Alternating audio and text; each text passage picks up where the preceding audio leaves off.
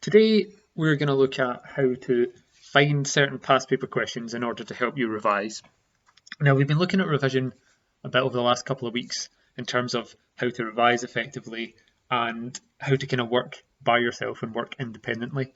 And one of the best ways to learn how to work independently is to kind of pick certain issues that you're struggling with and then try and work on them.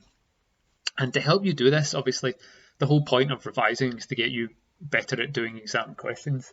And so finding exam questions can be quite challenging. And so once you've found the right sort of questions, actually doing them can be really good in terms of helping you get better at them.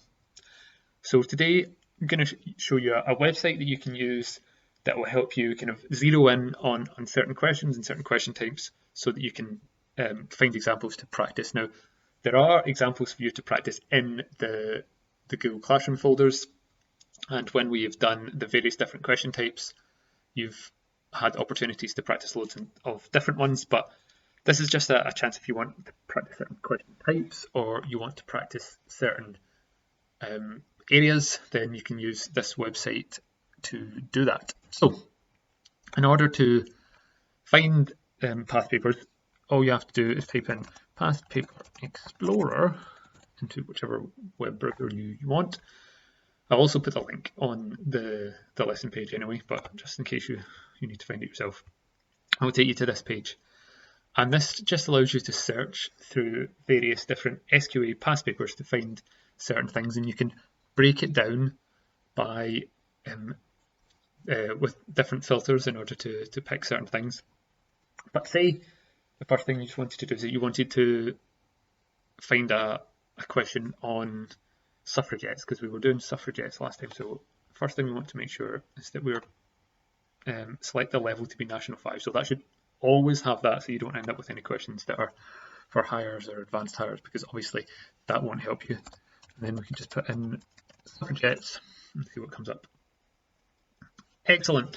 And we can see that there are 2 suffragette questions that have come up recently. So you can then basically click on full question and it will give you the actual question. So source explains the reasons why. Oh wait. Yeah, so it's just a describe question. I was going to say needs a source. It doesn't. So it's just describe the militant tactics used by the suffragettes. So you can find it that way. You can also actually go to the question in the past paper or go to the marking scheme once you've done it to find out what the actual answers were. So that is one way to do it if you've got a certain topic, or say, for example, you wanted to do certain questions from a certain part of the paper. So you can go to, no, we need to get rid of this. Okay, so for example, we do Atlantic slave trade. So that gives you all the Atlantic slave trade questions that it has. So you can scroll through them and see if there's any that you want, or if you want to do a particular one, say you want to do a how fully one, there we go, there's some how fully questions you can practice. And again, you just click on the one you'd want, give you the source, it gives you the question, and then once you've done it, you can go to the marking scheme and look at the answers. There are obviously lots of different ways that you can do that. We want to get rid of that. So say, for instance, we wanted just the era of the Great Wars. Where's the other one?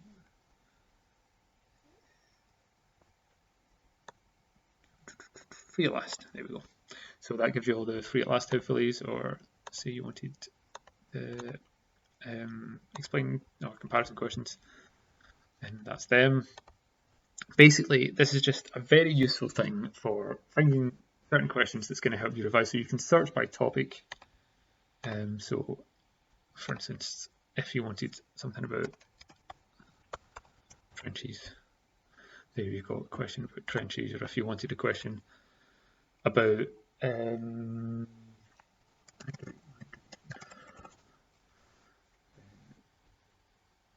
you'd have to sort that one down. There we go. So this is just a really good thing to use in order to find certain questions. It allows you to zoom in and practice certain areas or practice certain question types or practice in certain topics, I found it to be extremely useful just kind of looking up stuff.